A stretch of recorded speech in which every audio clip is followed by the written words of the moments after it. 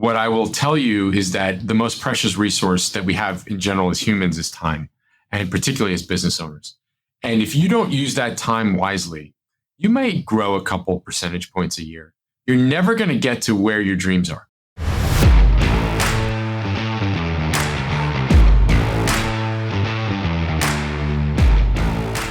Hey, welcome back to class. It's Erik Fisher. I am excited to bring you Robert Levin. He is the co-founder of Work Better Now, and we are talking all about virtual assistants and the life-changing power that they have. And as an entrepreneur, you're going to be encouraged to reconsider the way that you allocate your time by trusting tasks to a virtual assistant, maximizing your ability to do your unique abilities. We're going to free up your time. We're going to get you focused and more productive. Put your hands together for Robert Levin.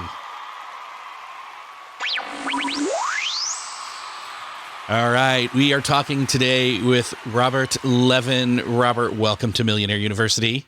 Thanks for having me, Erik. Looking forward to our discussion. I want to start with story. Let's do this. Like, what was your experience? What was your life like that led you to the ideation/creation of Work Better Now? This is one of my favorite stories. So I started my career as a CPA, and then I ran some small and mid-sized businesses well over 20 years ago. So essentially working for other people, but in an executive capacity from CFO to CEO. And then in 2003, I started my own business, which was a media company called the New York Enterprise Report, which served business owners in the New York area, although we had readers that were reading us all over the country. It was kind of like a very novel way to help business owners with bringing experts directly to them through the magazine, the website, and then we ended up doing a lot of events too.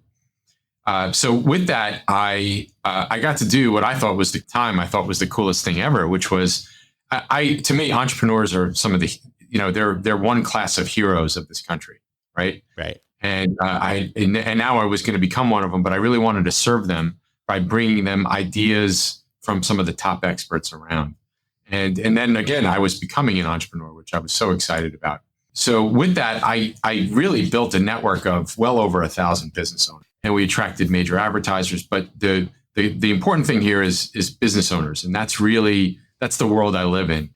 And I sold that business in early 2014. About a few months before I sold it, I hired my first assistant, and it was through a company, and she still is based in El Salvador. She's now the general manager of Work Better Now, by the way. It changed my life. I mean, literally changed my life. And I said what a lot of people say, which is, I can't believe I didn't do this 10 years ago.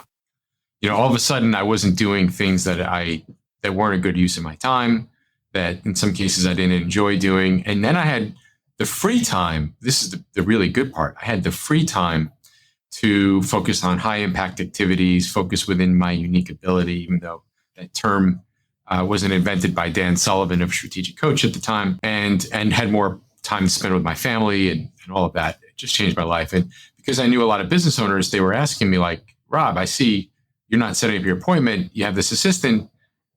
Where is your assistant located? Oh, she's in El Salvador. And I would refer them to another company, that one that she worked for at the time. And over time, I said, you know what? I could do a better job. And fast forward to 2018, I'm in Portland, Oregon on a business trip. And I invited up one of my college roommates, one of my best friends, who lived in LA. I'm in here in New York. He still lives in LA. As we often are, we're in a bar where I said, look, I'm going to start this, company. I want to provide virtual assistants to business owner. Every business owner should have an assistant.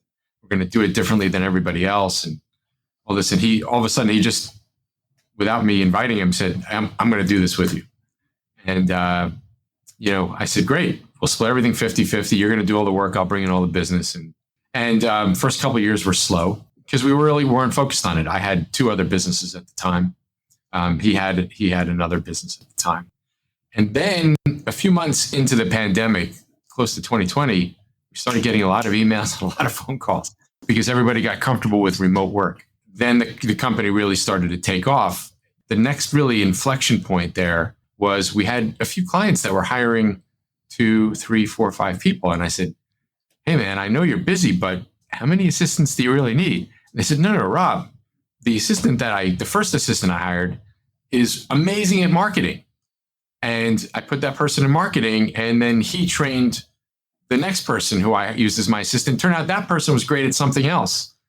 And so we pivoted from just providing executive assistants to business owners to providing now over, 40, 50 roles. And we have some clients that just consider us their talent partner. They just come to us when they have a position that can be filled remotely that we can fill. So a couple of things that I'm noticing there, and the big one is I want to dive into a little bit more here, is you said something along the lines of, man, I should have done this so much sooner, when you finally got a taste for it and had assistance, and that freed you up to do what you're uniquely qualified to do in your business, or to create, in this case, to create a new business. I think that's one of the things that a lot of people listening right now that are either already creating a business or have started one, have been around for a while, and maybe haven't quite yet gotten to the point of using a virtual assistant in any way, shape, or form. They feel like, okay, it worked for him, but I don't know if I trust that it'll work for me. What do you say to those people? I say a few things. First of all, I was one of those people, which is why it took me so long. It was at the time an entrepreneur who was in his 20s who convinced me to have an assistant, and just said, like, I don't even talk to me till you get one. You're insane. He knew me as the publisher of the New York Enterprise Report. He's like, how do you not have an assistant? Anyway, so that was one thing. Number one, I've been in your shoes. Number two, what I will tell you is that the most precious resource that we have in general as humans is time, and particularly as business owners. And if you don't use that time wisely, you may grow a couple percentage points a year. You're never going to get to where your dreams are. You're never going to do that because, I just had this discussion with an entrepreneur at lunch, and we were talking about how the pace of change in business is increasing. It's not only that business is changing, but it's just getting faster and faster and faster. Customer expectations, the way customers buy, the way employees want to be managed and led, and technology and marketing, I can go on, right?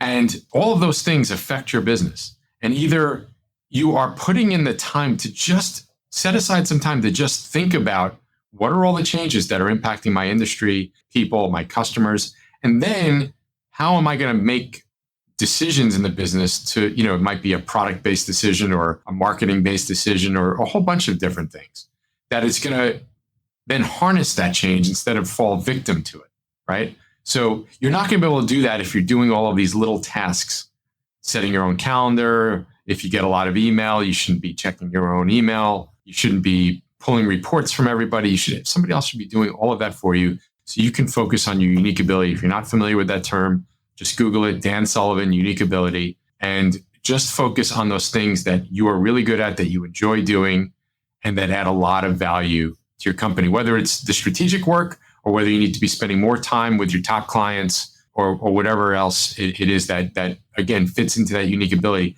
Everything else comes off your plate. It basically comes down to this. If you're not growing the way you are, you're experiencing some sort of pain and frustration. When that pain and frustration outweighs your concern about, hey, I don't know if an assistant is going to work for me. When that outweighs it, you will find a way to make it work. You will start to let go. You will delegate. You will empower people, and you're going to get on this side of the tracks. And I got to tell you, it's a lot more fun. What I found over 20 years of being an entrepreneur is the more I let go, the more the business is growing. You're basically saying, look, once you've realized or come to that moment where you realize you're the bottleneck, then you start to realize, oh, I've got to get out of the way. I've got to stop being a cork, in other words. Yeah. And it's hard to make that realization because the other things I hear are things like that I've heard over the years is I'm just waiting for the next deal to happen, right? Or I'm waiting for this, or I'm waiting for that. You got it backwards. You want that next deal to happen. You want this or that to happen. Free up your time so you can make those things happen. Make that investment, and then you'll see how things start to happen. It's a mind shift. And once you do it, you're like, oh my goodness, this is so much better. And to get back to what you were saying earlier, he's talking about basically that high level work, that leadership, what you are uniquely able to do in that business as either the creator of it or the partner of it or whatever leadership role you're in. Again, you don't have to be the founder to be somebody who can benefit from this. Again, that's one of those things where here's the thing. A lot of people, they don't even realize that that's a thing they should be doing. They're just moving from calendar item to calendar item every single day. And they're reactive. Yes, they're reactive instead of proactive or strategic or forward thinking or proactive thinking. However, whatever word of all of that resonates with you the most, latch onto that one, realize this is a way to get more of that time back to sit and think strategically. I was reading the other day, and I don't remember who it was. It was an example. It was a story. It was somebody who had created, he'd written 30 books in his lifetime, but before he had gotten started, he had gone and rented out or created some space, and he had laid out all these different papers and books and things and left them out. And from people that were coming and passing by and watching him,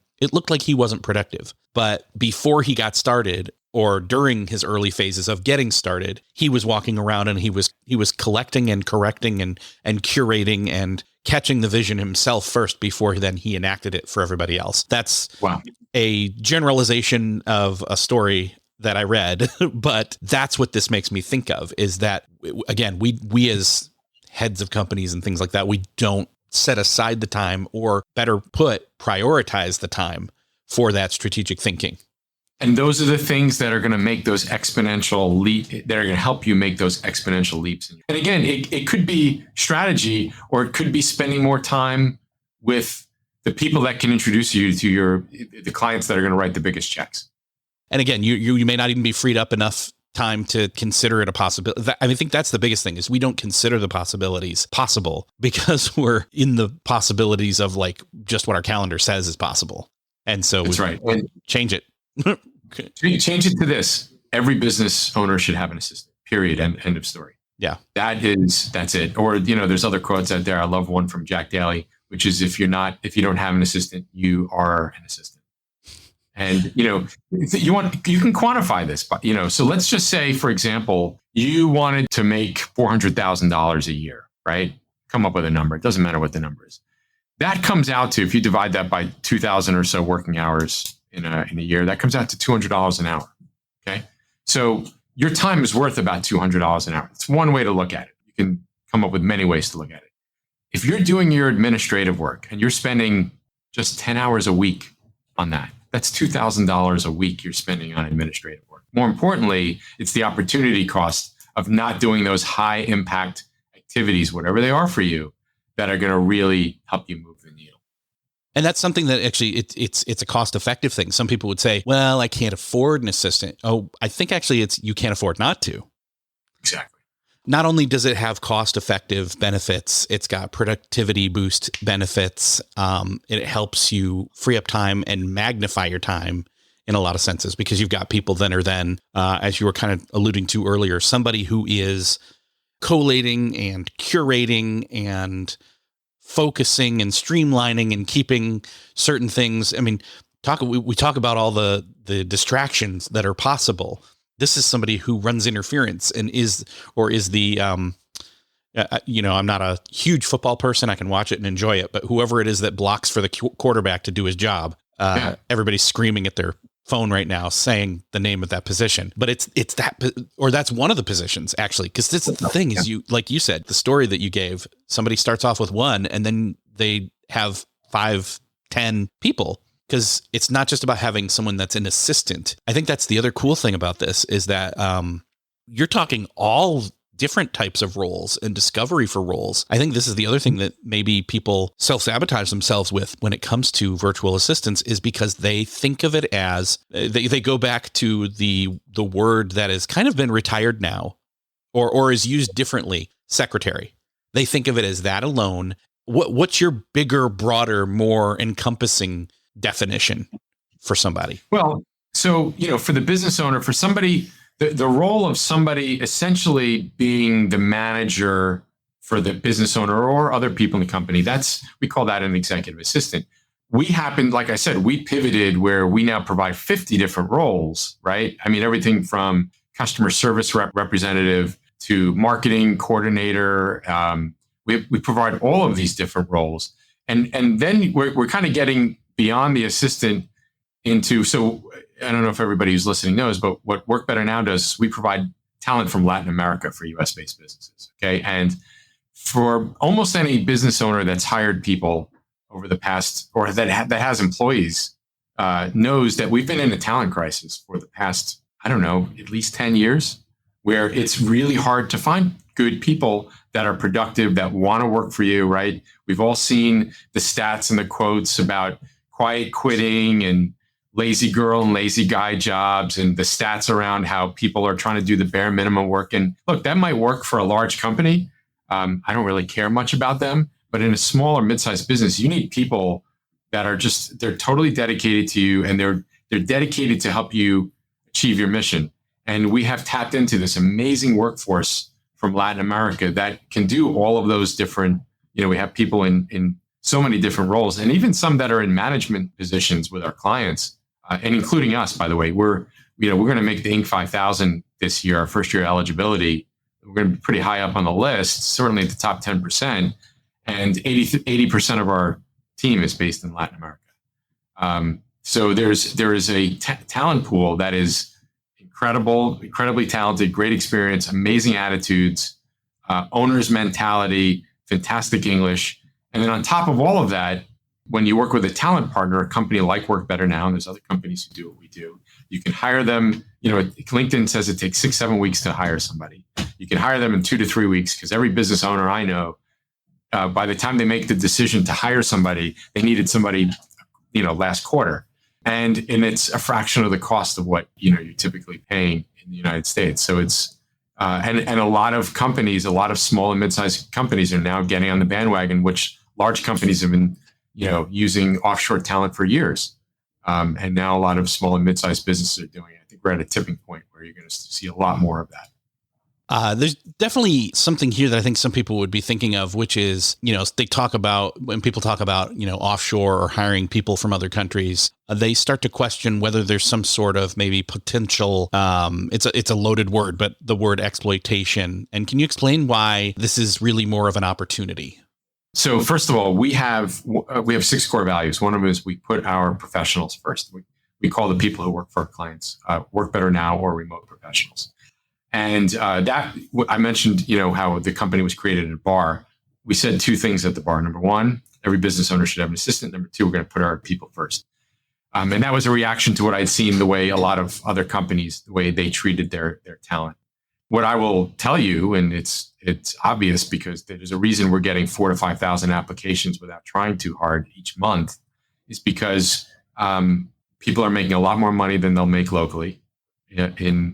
Right now, we recruit from 19 different countries in Latin America, and they're doing much more meaningful work. So our professionals are very happy. That's the reason they're recommending that to their friends that they apply for jobs with us. It's just a super win-win. I said that the magazine was like the coolest thing I've ever done, and it was until I do this, because the impact that we're making both on the client side and the remote professional side is just unbelievable. Part of our mission is to help both the clients as well as the professionals fulfill their dreams, and that's what we're doing. What other unique potentials or possibilities did Latin America bring up for you in terms of that? Like, why Latin America? Is there other strategic benefits? There's great questions, because there's a lot of companies that turn to Asia, and there's plenty of good talent out in Asia as well. I'll tell you why we like Latin America. Number 1, this is not in order. Time zone alignment, right? So you have the United States, you have Latin America. You can have somebody that's no more than 2 time zones different than you. That's pretty manageable. You don't get that with other parts in the world.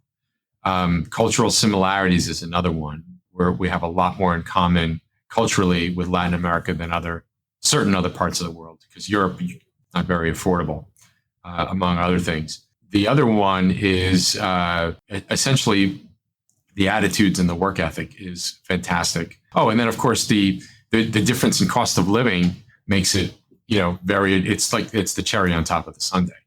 So it's just it was very clear to us that's where we want to That's where I've been. And I almost forgot. There are a large number of people who have terrific English capabilities as well. Yeah. And in fact, the benefit that they're most likely a native Spanish speaker also helps, because then they're bilingual at minimum. Helps for a lot of our clients. For a lot of things. Yeah. So that's extremely helpful. I know we went with the whole, like, the declaration that every business owner should have an assistant. I think one of the things that they may still need a nudge about is, okay, what exactly does 20 hours freed up time look like to me? Because what are some of those best practices or mindset changes that these people are going to discover and have to get used to, that they may be a little uncomfortable with at first?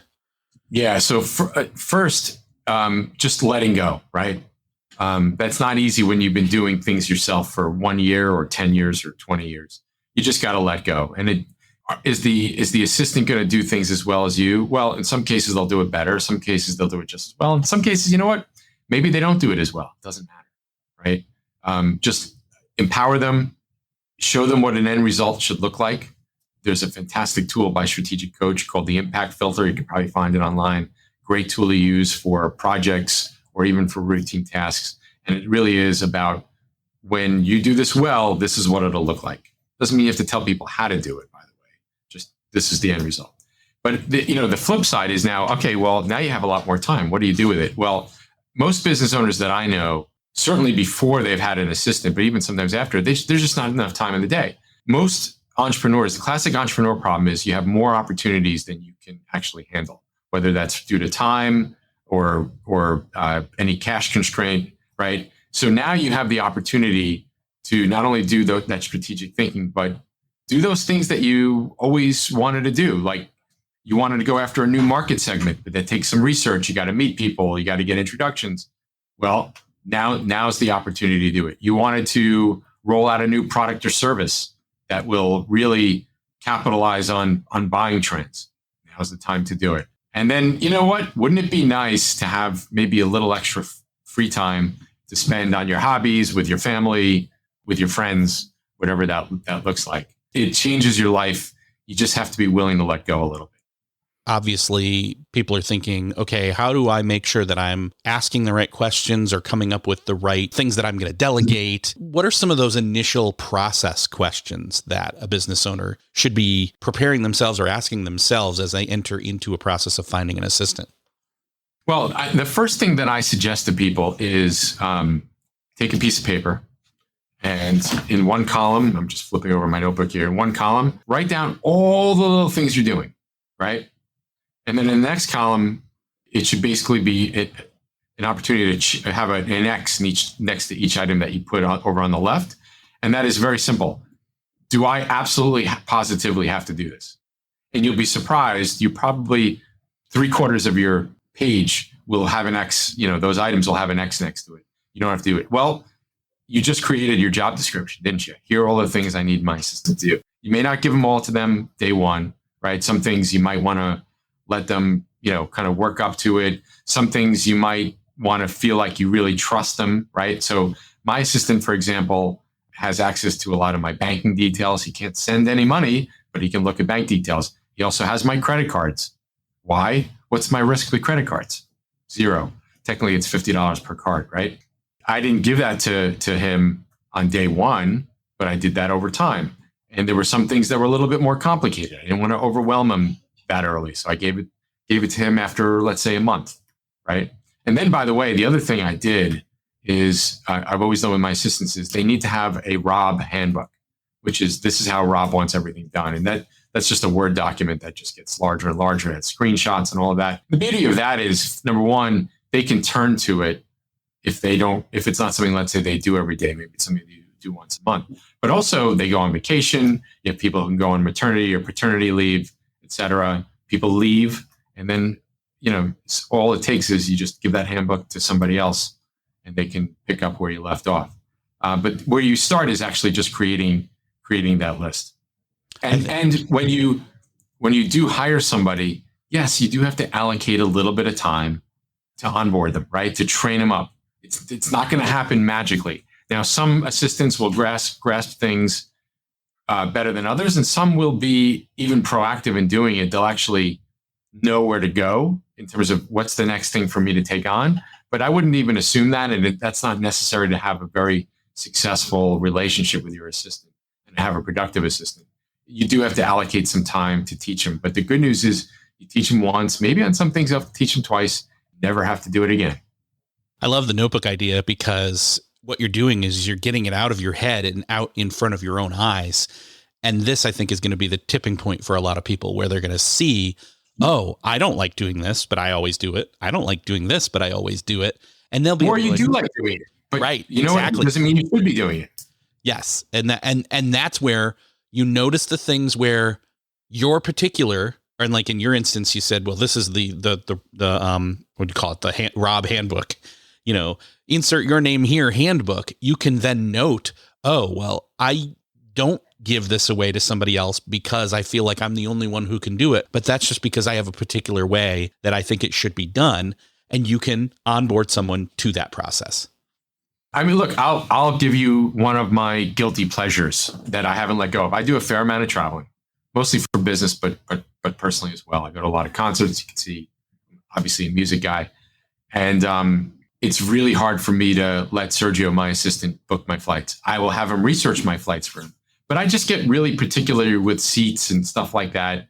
And it doesn't take me that long. But I will admit that's something I should let go of. I should take the time to create all the rules about what I'm looking for, et cetera. I mean, he knows already my preferred airlines, where I have status and all of that stuff. But that's like one of those little things that I'm probably spending, on average, I don't know, 2 hours a month that I could probably let go of, but I'm just going to hang on to that one. I'll be first to confess, I'm right there with you with that. Sometimes I'm particular too. It's like, well, with what's available, this is where, and I could write a flow chart. I could, but it's just easier. It is, in this instance, it's easier for me to just take care of it. But anyways. And for me, it's like a guilty pleasure. What are you going to do? Yeah. I'm not perfect. Right. I'm curious, what's your thought process? What's your experience, your perspective when it comes to the surge in AI tools and how some people would say, well, why would I go this route with you and a human when an AI can do some or all of that? Maybe.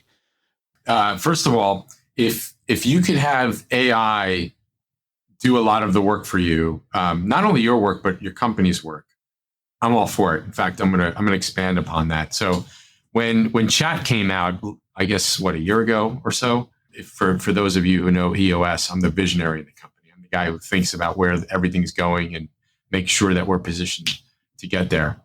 My partner is what's called the integrator. He makes sure everything happens.